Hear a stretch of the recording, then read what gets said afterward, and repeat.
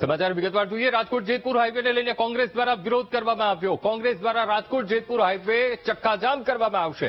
છેલ્લા ઘણા સમયથી રાજકોટ જેતપુર હાઈવેની 6 લેન બનાવવાની કામગીરી ચાલી રહી છે ને જેને કારણે હેરાનગતિ વાહન ચાલકોને ભોગવવાનો વારો આવ્યો છે। ખૂબ ગોકળ ગતિએ આ કામ ચાલી રહ્યું છે તેને કારણે લોકોમાં તો રોષ છે, પણ હવે કોંગ્રેસ પણ મેદાનમાં આવી છે। જેતપુર હાઈવે મુદ્દે કોંગ્રેસનું વિરોધ પ્રદર્શન કોંગ્રેસના નેતાઓ દ્વારા ચક્કાજામ કરવામાં આવ્યું છે। જેતપુર હાઈવે અત્યારે બ્લોક કરવામાં આવ્યો છે। રાજકોટમાં કોંગ્રેસનું વિરોધ પ્રદર્શન કોંગ્રેસ આકરા મૂડમાં જોવા મળી રહી છે, કારણ કે વારંવાર એ હાઈવેને લઈને રજૂઆત કરવામાં આવી। વાહન ચાલકોને પણ પરેશાની થઈ રહી હતી। કલાકો સુધી ત્યાં ટ્રાફિક જામ રહેતો, તેના કારણે કેટલાય વાહન ચાલકો પરેશાન રહેતા હતા અને હવે આજે કોંગ્રેસ આકરા મૂડમાં। રાજકોટમાં કોંગ્રેસનું વિરોધ પ્રદર્શન અને જેતપુર હાઈવે મુદ્દે કોંગ્રેસનું વિરોધ પ્રદર્શન અને હાઈવેની 6 લેન બનાવવાની કામગીરી એક તરફ શરૂ છે। રાજકોટ જેતપુર હાઈવેને લઈને કોંગ્રેસ દ્વારા વિરોધ કરવામાં આવી રહ્યો છે। શું કહેશો, જે પ્રમાણે વિરોધ કરવામાં આવી રહ્યો છે, આજે શું કાર્યક્રમ છે? ઘણા ટાઈમથી કલેક્ટરથી માંડી NH અને અધિકારીઓથી માંડી સંપૂર્ણ તમામ જગ્યાએ અમારી રજૂઆત ચાલુ છે। જ્યાં સુધી સારો રસ્તો ન હોય ત્યાં સુધી ટોલ ન ઉઘરાવે।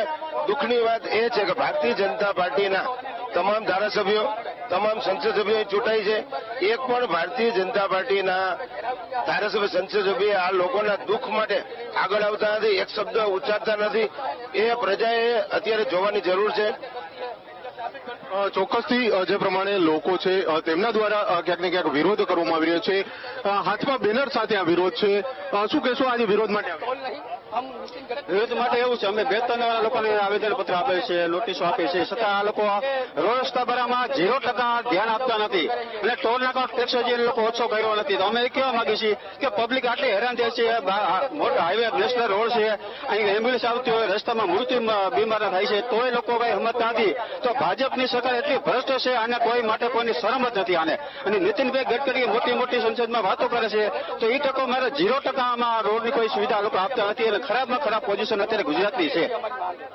ચોક્કસથી જે પ્રમાણે લોકો છે તેમના દ્વારા વિરોધ કરવામાં આવી રહ્યો છે। વિરોધ જે છે જેને લઈને, કારણ કે જે રોડ રસ્તા છે તેને લઈને આ પ્રકારનો વિરોધ છે। રોહિતભાઈ, વિરોધ કરવામાં આવી રહ્યો છે। રાજકોટ જેતપુર 6 લેન હાઈવેની કામગીરી ચાલુ છે।